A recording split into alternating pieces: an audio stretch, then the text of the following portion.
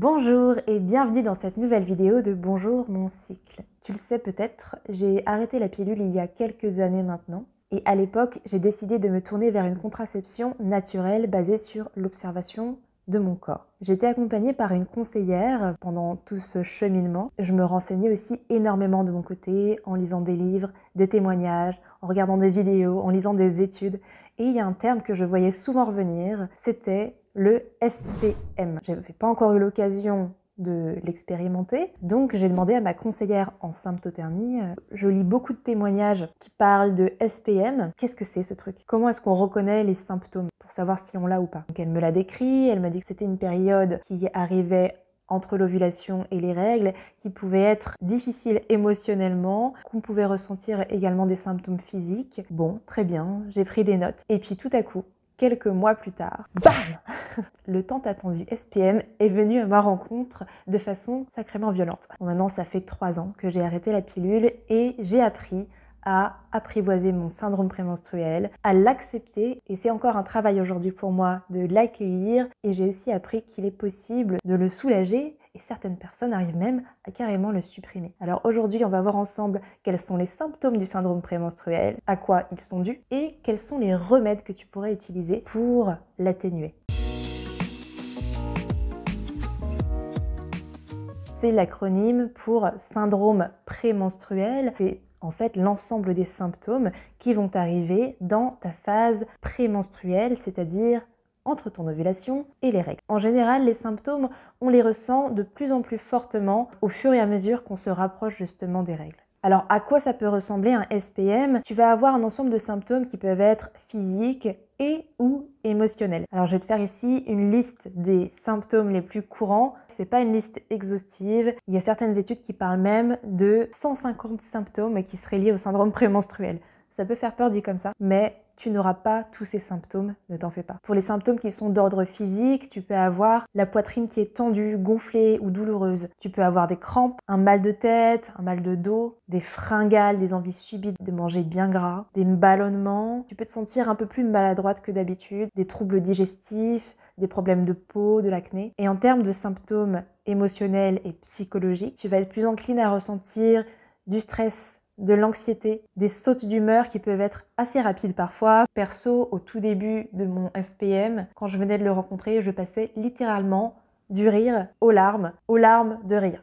C'était un petit peu n'importe quoi. Tu peux aussi avoir le sentiment d'être assez down, te sentir triste sans vraiment comprendre pourquoi. Si tu essayes de mettre des mots dessus, tu te dis mais je comprends pas, j'ai l'impression que tout va bien, pourquoi je me sens comme ça? De la fatigue, des problèmes de sommeil, te sentir irritable ou vraiment inhabituellement agacé par des choses qui te sembleraient a priori futiles. Des problèmes pour te concentrer, des troubles de la mémoire. Bon, comme je te le disais, tu n'auras pas tous ces symptômes à la fois, ne t'en fais pas. Il peut y en avoir d'autres que j'ai pas cités également, mais qui en font partie. Ton syndrome prémenstruel, il va varier selon la période que tu vis, ça varie aussi d'une personne à l'autre. Tu peux pas vraiment prévoir ce que tu vas ressentir sur le moment donné. Alors, à quoi c'est dû ce syndrome prémenstruel? En fait, il n'y a pas eu énormément d'études sur le sujet, mais les quelques résultats qui ont été obtenus ont donné 3 causes principales. La première cause, ce serait un dérèglement hormonal, qui veut dire que ça créerait des perturbations dans ton cycle, que ce soit un excès d'œstrogène, tu sais, les hormones sexuelles, ou une carence en progestérone, l'autre hormone du cycle féminin, ou bien même l'inverse.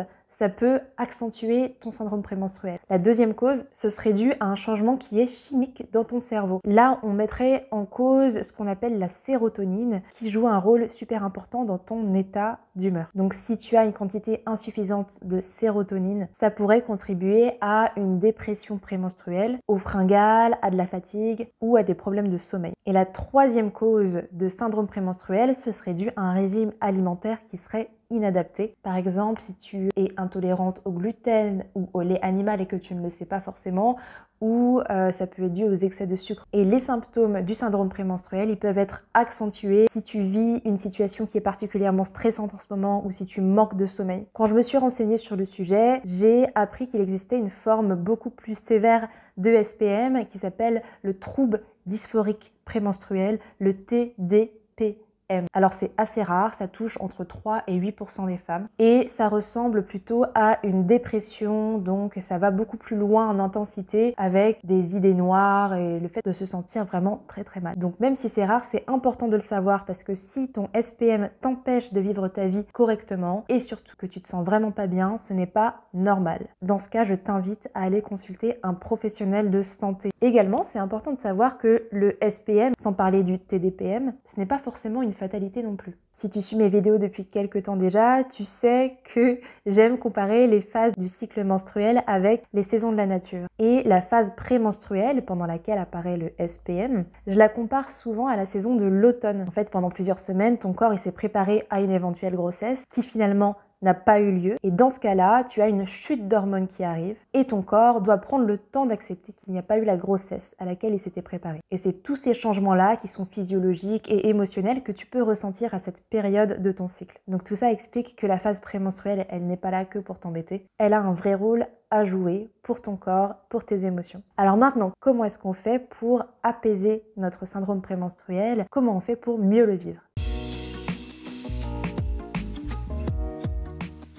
Je te disais que le déséquilibre hormonal, c'est la première cause du SPM et il y a plusieurs facteurs qui peuvent jouer là-dessus. Parmi eux, ton alimentation qui peut être inflammatoire avec des pics de glycémie et ça peut être complètement le cas si justement tu as des fringales et que tu les combles avec de la nourriture qui est grasse et sucrée. Si tu as un manque d'activité physique aussi, alors je te dis pas de te dépenser, de faire de la musculation et du cardio à tout va, mais simplement rester en mouvement, ça peut t'aider à garder un équilibre hormonal. Les perturbateurs endocriniens, que ce soit des pesticides, des dérivés du pétrole, ou d'autres, et également la fatigue et le stress. Alors comment faire pour apaiser ces symptômes-là? Tu vas pouvoir veiller à adapter ton alimentation et plutôt te tourner vers une alimentation qui sera anti-inflammatoire. J'ai justement fait une vidéo à ce sujet qui parle des fringales de règles que tu peux aussi donc ressentir pendant ta phase prémenstruelle et je te donne plusieurs idées d'aliments que tu peux intégrer dans ton alimentation. La vidéo est juste ici. Tu vas pouvoir aussi adapter ton activité physique à ce moment-là de ton cycle où tu peux être plus fatigué, on l'a vu ensemble, donc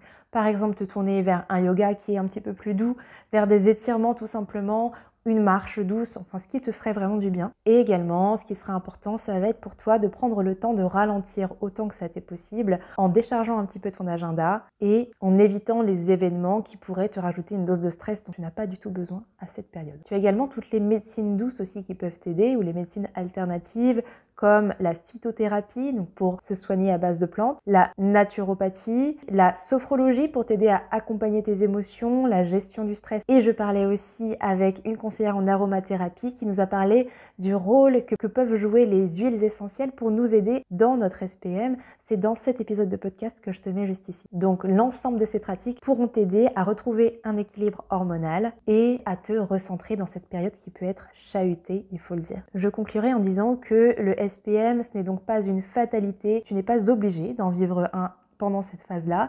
Simplement, c'est quand même super sympa de savoir à quoi tu peux t'attendre plutôt que d'être prise au dépourvu et te retrouver complètement démunie face à ce que tu vis, comme ce qui m'est arrivé, malgré le fait que j'avais déjà entendu parler de SPM. Voilà, j'espère que cette vidéo t'a plu et que tu auras appris plein de choses. En complément, tu es libre de recevoir gratuitement mon livre « Comment vivre ta meilleure vie grâce à ton cycle menstruel ». Pour recevoir ton livre, tu cliques simplement sur le lien juste en dessous de la vidéo. Et je te dis à demain pour la prochaine vidéo. Salut!